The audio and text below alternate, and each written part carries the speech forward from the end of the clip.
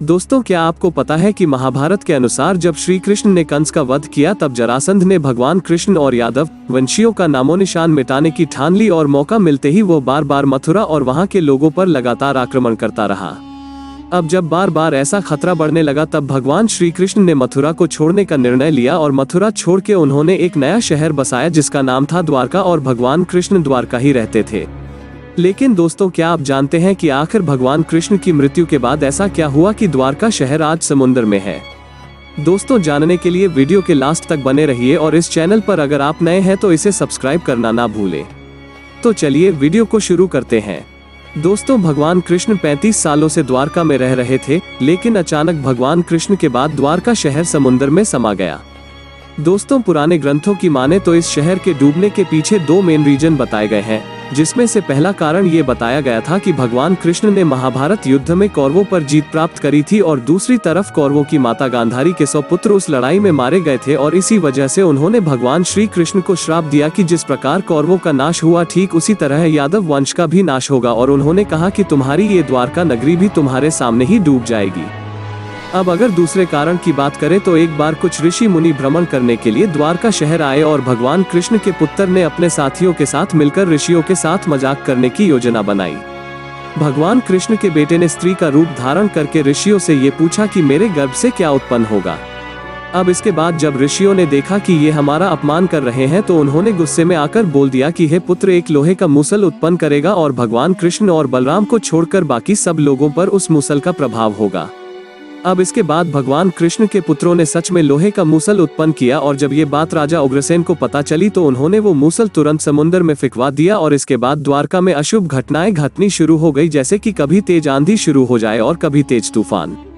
चूहों की गिनती इतनी बढ़ गई कि रास्तों पर भी लोगों से ज्यादा चूहे दिखने शुरू हो गए और सोते हुए लोगों के बाल और नाखून वो चूहे कुतरने लग गए। बकरे गीदड़ों की आवाज निकालने लगे। सिर्फ इतना ही नहीं, गाय के पेट से गधे और नेवले के गर्भ से चूहे पैदा होने शुरू हो गए। अब जब भगवान कृष्ण ने ये सब होते हुए देखा तो उन्हें पता चला कि कौरवों की माता के दिए शराब का सच होने का समय आ गया। अब भगवान कृष्ण ने वहां के निवासियों को बचाने के लिए उन्हें कहा कि वो तीर्थ यात्रा पर चले जाएं। अब दोस्तों, सभी समुद्र किनारे जाकर आवाज करने लग गए और एक दिन ऐसा हुआ कि वहां पर किसी कारण लड़ाई हो गई और उस लड़ाई में भगवान कृष्ण के सारे पुत्र मारे गए।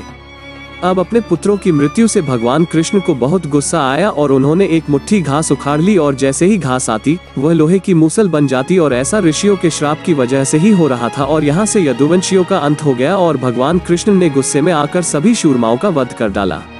अब इसके बाद भगवान ने अपने दोस्त से कहा कि वो जल्दी से जाकर अर्जुन को ले आए और उसे सारी घटना के बारे में बता दे ताकि वो सारे गाँव वालों को एक सुरक्षित जगह ले जाए।